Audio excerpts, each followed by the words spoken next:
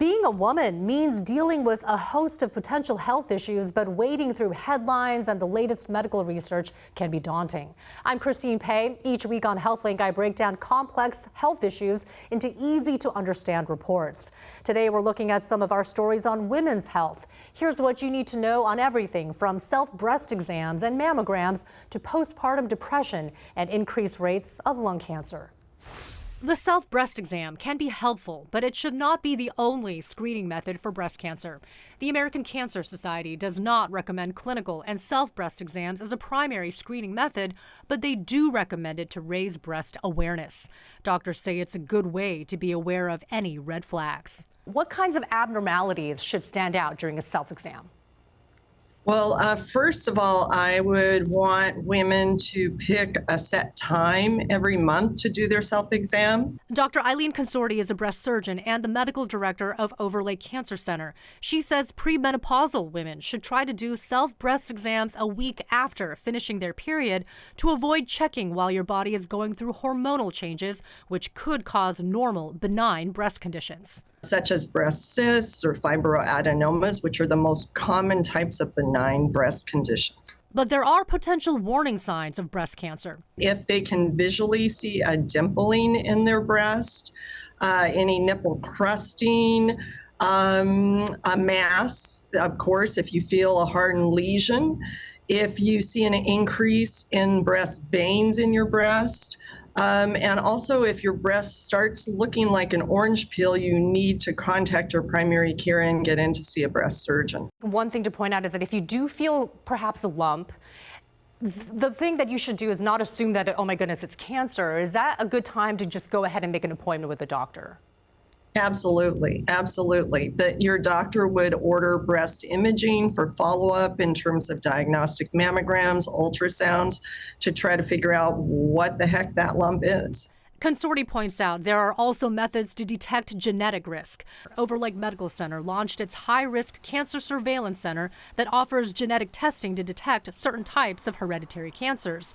Breast cancer is one of them. The U.S. Preventative Services Task Force is now saying women at average risk of breast cancer should start getting a mammogram at age 40. That is 10 years earlier than the previous recommendation of age 50. A local doctor tells me the switchback makes sense. I'm a diagnostic radiologist. I have specialty training in breast imaging. Dr. Brian Donchos of Fred Hutch Cancer Center says the new mammogram screening guideline to age 40 is a step in the right direction. I think it reduces patient confusion. With more alignment of guidelines. In April of 2022, I had my second mammogram. For Gabrielle Foley, getting a mammogram starting at age 40 caught her breast cancer early when she got screened at Providence Swedish Hospital. It was so instrumental in me being able to get treatment, have surgery, and now be back to kind of my regular life now. Foley has a family history of breast cancer, which led her to start mammogram screenings when she turned 40 in 2021. She thinks the recommendation of starting at this age can save lives. I was excited. I definitely encourage friends and colleagues to talk to their doctors, be able to get mammograms as soon as possible. But the age guideline from U.S. Preventative Services wasn't always consistent. Dr. Donchos points out it is a revision from the task force's recommendation in 2009 when they raised the guideline from its original age of 40 to age 50. The intent at the time was to avoid overscreening. Unnecessary recalls from screening, unnecessary biopsies, and potential overtreatment of very early stage breast cancer. But the age 50 recommendation remained at odds with other groups' guidelines of starting mammograms at age 40, groups like the American Cancer Society and Fred Hutch. Fast forward to this year when U.S. Preventative Services reverted their guideline back to age 40.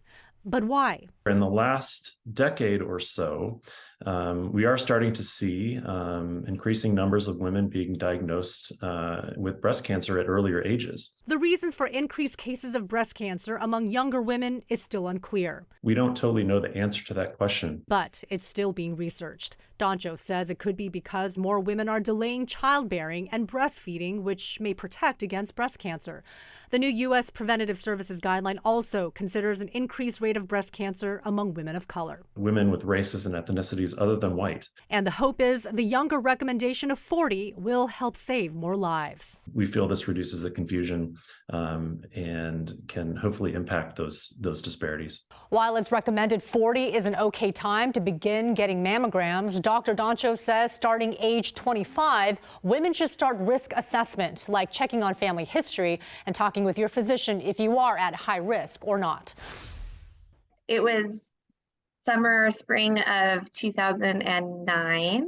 Drea Miser was vacationing in Hawaii that year when something felt off. Felt really tired and, had just not a lot of energy, had some lower back pain, and I just honestly thought, oh, I'm dehydrated. She brushed it off, but weeks later, her cat, Sam, made her think again. My cat kept jumping on me and pawing on me, and I said, man, that actually hurts, like pawing on at the abdomen area. And so I felt it, and there was a really large, hard mass there.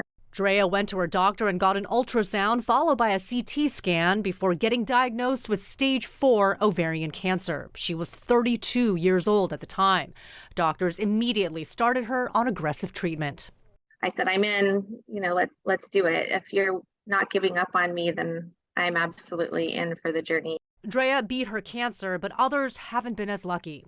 Unfortunately, for ovarian cancer, many of our patients do die of their disease. Dr. Elizabeth Swisher heads a division of gynecologic oncology at UW-Medicine, as well as a breast and ovarian cancer prevention program at Fred Hutch. She says ovarian cancer is the 5th leading killer of women by cancer in the U.S. It's not the silent killer that we previously used to call it. It's just that people's symptoms are ignored, either by the individual themselves or by their physicians. The symptoms can deceptively be passed off as normal. They include bloating, getting full fast after eating, pelvic pain, and frequent urination.